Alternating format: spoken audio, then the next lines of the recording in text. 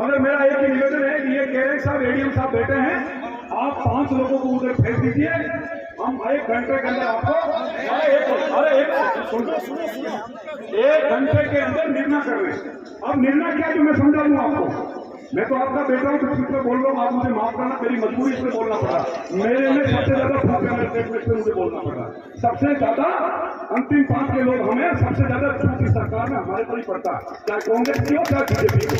इसलिए बार बार मैं नेता बनने के लिए नहीं बोल रहा हूँ, मैं तुम्हारा बेटा हूँ, मैं अंतिम 5 में बैठने वाला व्यक्ति, मैं आपको पहले ही समझ कह रहा हूँ। मगर मैं जानता हूँ कि अरुणा राय का जो कानून था, आरटीआई का कानून जिसमें मनरेगा चालू, उसका आंदोलन का मैं हिस्सा रहा हूँ, आरटीआई कानून का आंदोलन का हिस्सा रहा हूँ, जवाबदारी कानून का आंदोलन का मैं हिस्सा रहा हूँ, राइट ऑफ फूड 1 रुपए किलो का गेहूं मिलता है, उसका आंदोलन का हिस्सा मैं रतननाथ रहा हूँ। तो हमने तो वही बहुत धक्के खाए।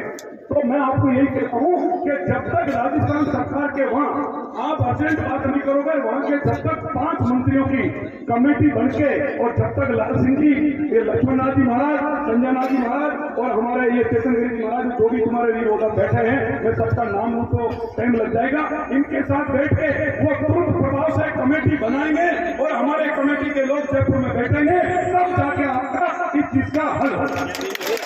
और देखो वहां पर क्या होगा, वहां पे भी क्या होगा, वहां पे भी ये कहेगा कि ये मामला हमारा नहीं है, ये केंद्र सरकार का, ये वहां पे भी ये कहेंगे, वो वहां के मंत्री है ना, वो वहां पे मैं कागज में लिख के दूँ, वो ये बोलेगा ये मामला हमारा अंडरटेकिंग नहीं आता, ये केंद्र सरकार का आता है, हम इनको गजब देंगे।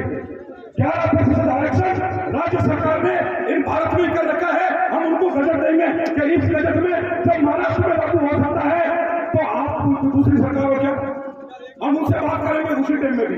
और तरागा में जो हमारे मेवासी भाई बैठे हैं, इनके लिए सुप्रीम कोर्ट का ऑर्डर है, उनका हाई कोर्ट का निर्णय है कि आप कहीं पे भी निमन नहीं होता है, उनके लिए उनको अध्यादेश पारित करना पड़ेगा। क्या करना पड़ेगा? अध्यादेश पारित करेंगे तब आप लोगों को पता मिलेंगे।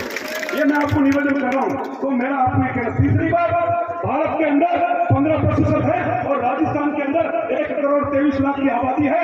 ये जो बेटे एडीएम साहब, इनको तनख्वाह भी अपने खाते से जाती है।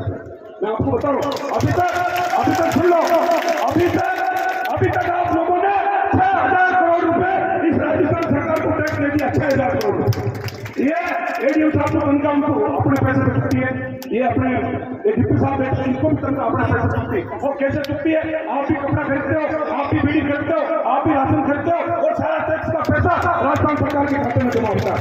तो हमने ये कहा है 1 साल में 1000 बच्चों को विदेश पढ़ने भेजेगी राजस्थान सरकार। और बहुत सारी मांगे हैं, 5 लोग हमारे लाल सिंह जी ने कह दिया है, तो इधर जा रहे हैं, मगर 1 घंटे का टाइम है। लाल साहब आप बात कर लीजिए, मंत्रियों की कमेटी आती है तो एक आदमी भी उस रोड की तरफ नहीं जाएगा, और मंत्री की कमेटी नहीं आती है तो ये रात को NH 62 पे बिताएंगे अभी।